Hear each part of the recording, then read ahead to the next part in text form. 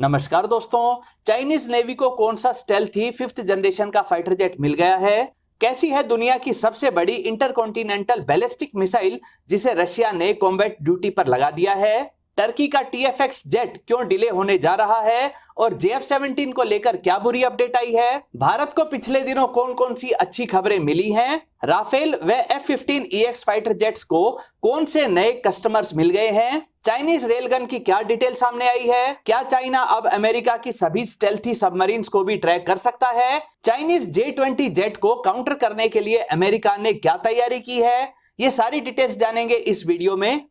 नमस्कार दोस्तों, मेरा नाम है अमित और मैं स्वागत करता हूं आपका अमित अपडेट्स चैनल पर।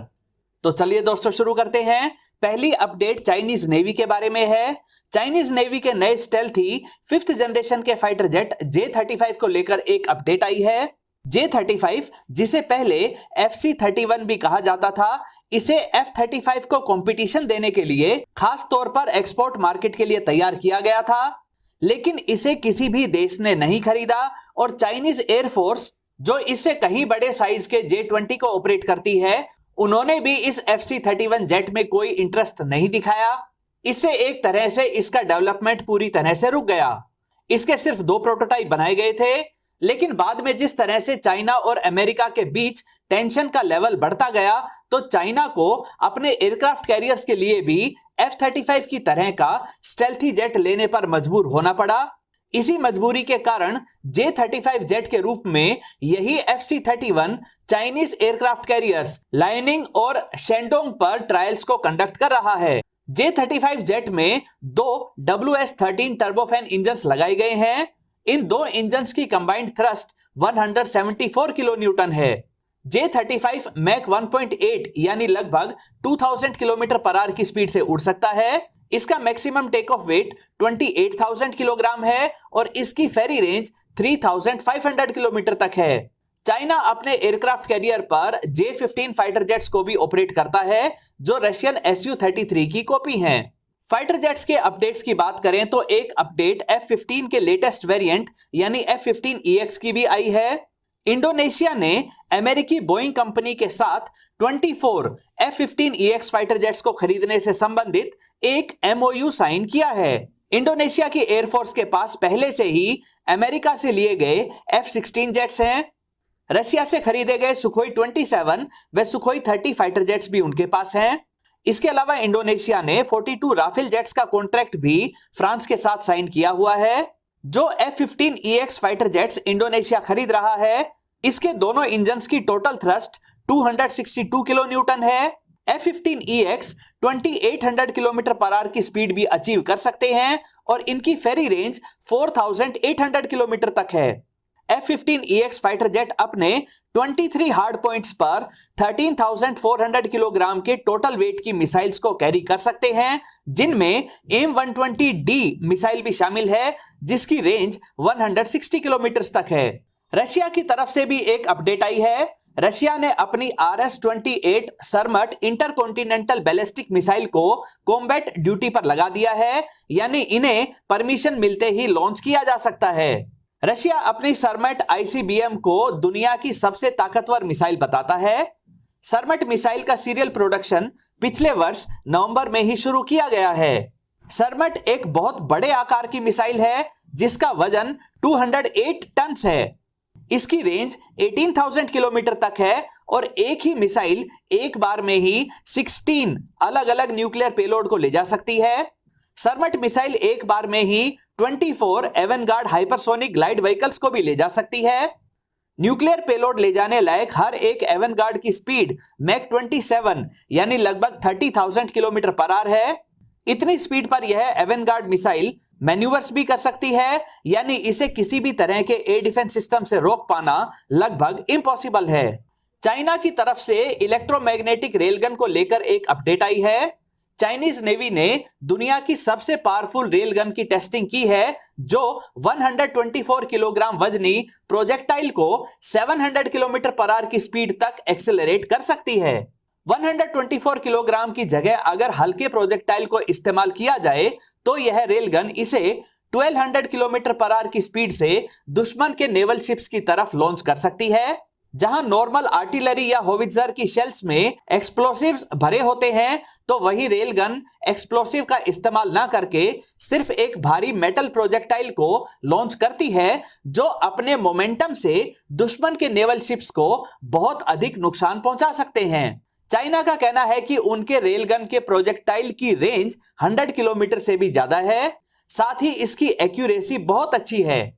कुछ समय पहले तक अमेरिका भी इसी तरह के रेलगन सिस्टम को तैयार कर रहा था, लेकिन अब उन्होंने अपने इस प्रोजेक्ट को बंद कर दिया है। राफेल फाइटर जेट की बात करें तो फ्रांस को सऊदी अरेबिया के रूप में जल्दी ही एक नया कस्टमर मिल सकता है, जो बड़ी संख्या में राफेल जेट्स को खरीदेगा। 2 वर्ष पहले ही सऊदी अरेबिया के पड़ोसी यूएई ने भी 80 राफेल जेट्स का कॉन्ट्रैक्ट फ्रांस के साथ किया था। वैसे तो सऊदी अरेबिया अभी तक सिर्फ अमेरिकन और ब्रिटिश फाइटर जेट्स ही खरीदता आया है।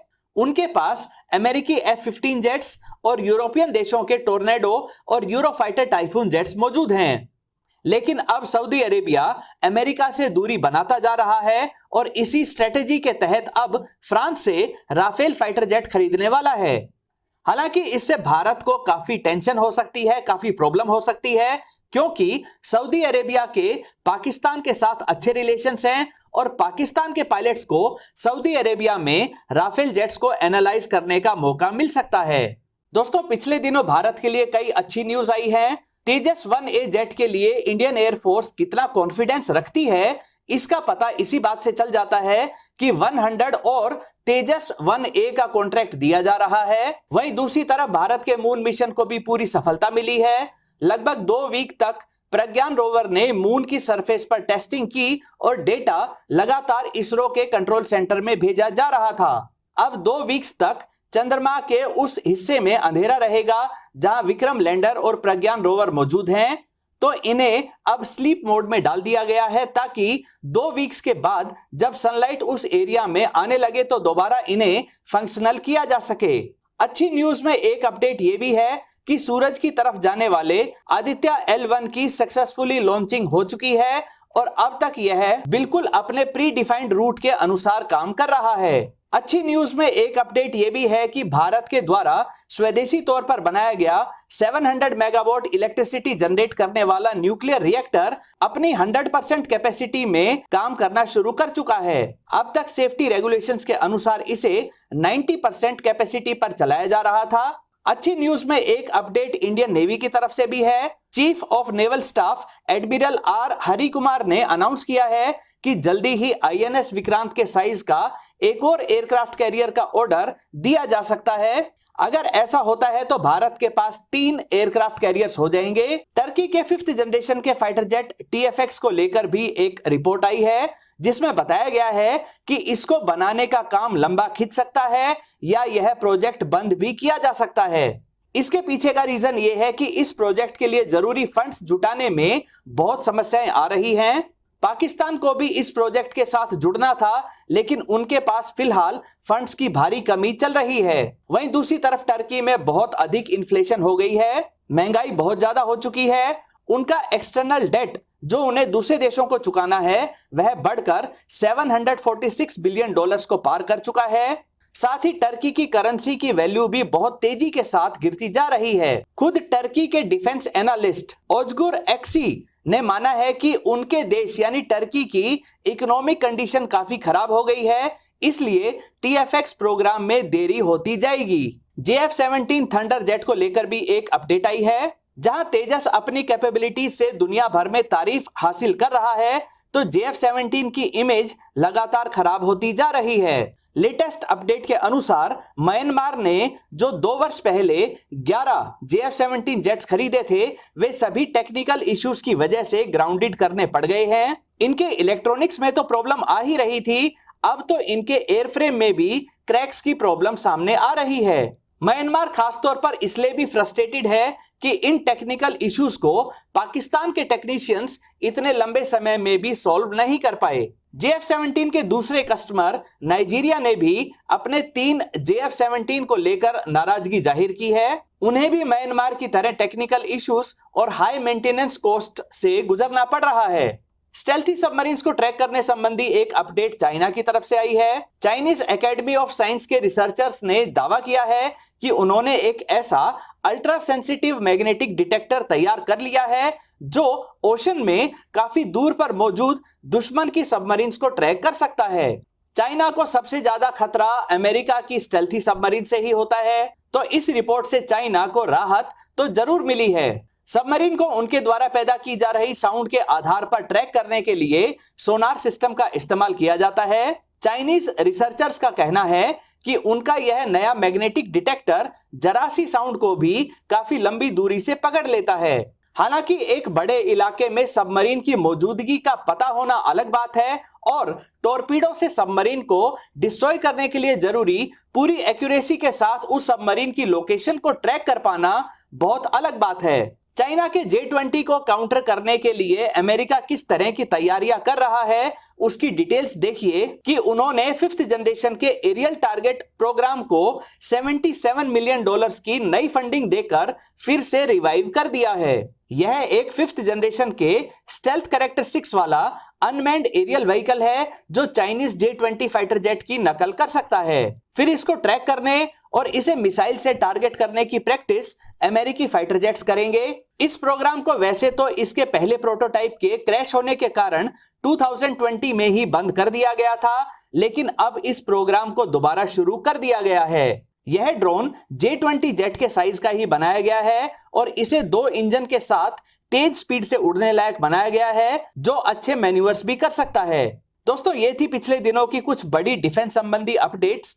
उम्मीद करता हूं ये वीडियो आपको अपडेट रखने में सहायक रहेगी। दोस्तों, अगर ये वीडियो आपको पसंद आए तो इसे लाइक करिए, दोस्तों के साथ शेयर करिए और चैनल को सब्सक्राइब करना ना भूलें।